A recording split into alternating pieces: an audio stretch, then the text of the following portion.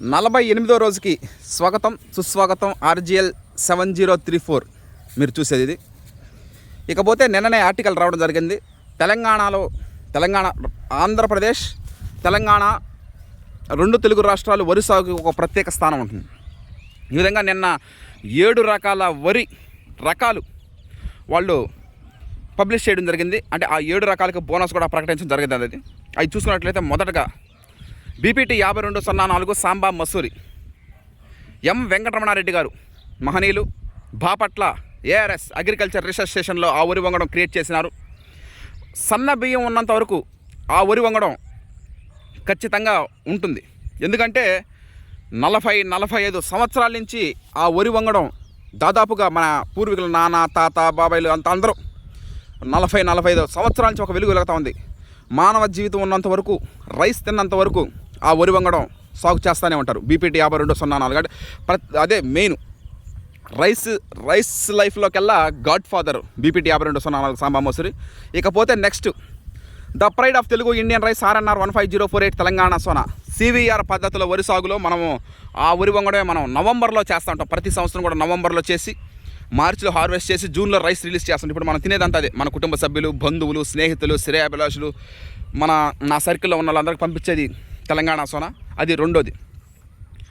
మూడోది వచ్చి కోనారం డాక్టర్ శ్రీధర్ సిద్ధి గారిని కూడా కలవడం జరిగింది. కోనారం వరి పరిశోధన స్థానంలో. తర్వాత రాజేంద్ర నగర్కి ట్రాన్స్ఫర్ అయిపోయారు సారు. అక్కడి నుంచి 2 వరి వంగడాలు ఉన్నాయి. ఒకటి KNM 1638, ఇంకొకటి KNM 7715. KNM 1638 ఆల్రెడీ మనం సాగు చేస్తున్నాం. KNM 7715 దేవళ్ళ శ్రీనివాసరెడ్డి అన్న గారు ఆ ఫీల్డ్ నేను వేయలేదు, కానీ దాని ఆ వరి వంగడం కూడా చూసాము. ఎక్సలెంట్ వరి వంగడం అది కూడా. అది అక్కడికి 4 వరి వంగడాలు వచ్చేసి. 5వది వచ్చి HMT సోనా. తెలంగాణ రాష్ట్రంలో ఎక్కువగా HMT సోనా సాగు చేస్తూ ఉంటారు. అది కూడా బోనస్ ప్రకటించడం జరిగింది 5. 6వది వచ్చి జై శ్రీరామ్. ఆ జై శ్రీరామ్ సెగ్మెంట్ కిందలోనే మనము RNR 31479 అని లావురి కృష్ణ గారు క్రియేట్ చేశారు. రాజేంద్ర నగర్ వరి పరిశోధన స్థానంలో ఆ వరి వంగడం కూడా వేయడం జరిగింది. అంటే సన్నం లెక్కల అతి సన్నం అది జై శ్రీరామ్ సెగ్మెంట్. ఆ విధంగా అది కూడా 6వది. లాస్ట్ బట్ నాట్ లీస్ట్ 7వది వచ్చి WGL 44 వరంగల్ సిద్ధి అనే పేరుతో నామకరణం చేసి ఆ వరి వంగడం క్రియేట్ చేశారు వరంగల్ వాళ్ళు. ఈ విధంగా ఈ 7 వరి వంగడాలు వేయమని ఆ తెలంగాణ ప్రభుత్వం ప్రోత్సహించింది. అంటే ఆ 7 మనకు నచ్చిన వరి వంగడాలు కాదు వేయాల్సింది, క్లైమేట్కి అనుగుణంగా, వాతావరణకు అనుగుణంగా వేయాలని చెప్పడం జరిగింది.